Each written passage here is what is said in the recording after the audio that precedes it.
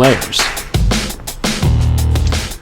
We're going to start out in front and work our way from face framing into those layers. What I want you guys all to focus on is doing nice clean sectioning throughout these haircuts, so that way you know exactly what section of hair you're working with. What we're going to do first is to just determine how much hair we're going to be cutting off based off of where we want to see that face framing begin. I like to hold my razor for these types of cuts like a pencil. It's going to allow me to create nice soft lines, and I'm just really just going to be etching in those lines as I go through the haircut, so that way I have a nice soft finish and it's going to flow really nicely for my guest.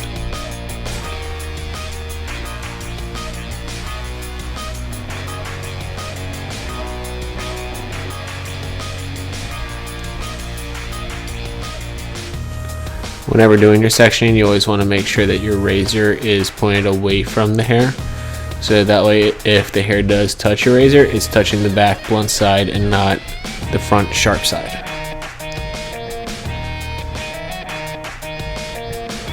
And as you can see, we're just going in there and making a nice soft line using a nice etching technique.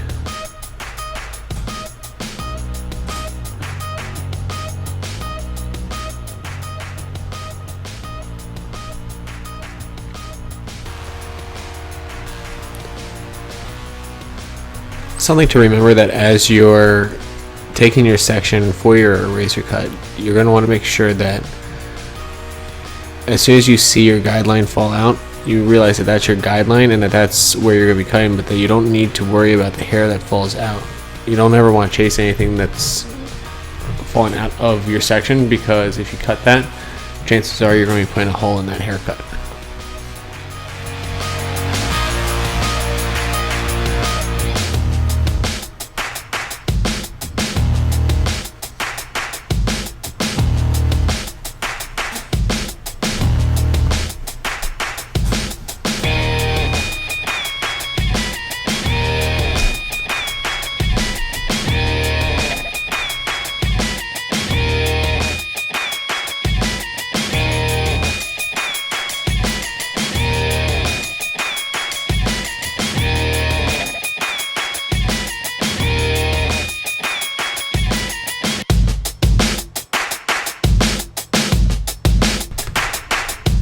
As you go around the head, you're going to notice that your sections are getting larger and larger. I like to start to split these sections up so that I'm taking maybe 2 or 3 sections per side, so that way I'm not holding a ton of hair in my hands. You have to remember that the head shape changes every inch or so. So depending on the shape of somebody's head, if you're holding too much hair in your hands, you're changing the direction of each and every section and changing your haircut, which could create heaviness in your haircut that you're going to have to texturize out afterwards.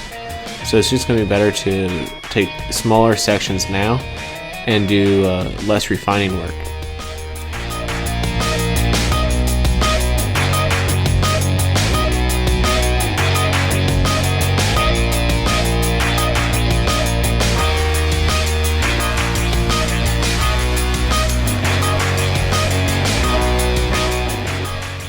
If and when I do dry cutting, I like to think of it more of as perfecting than correcting. If you're going in and doing dry cutting to correct your haircut, then you should be slowing down your wet cut before you even get to the point of going into your dry cut, because as soon as you start dry cutting, you're pretty much just putting your signature on the haircut. You shouldn't be going in and correcting lines or putting in putting in different sections of your haircut, like correcting a layer that may have a point or correcting a line that's not as straight as it should have been.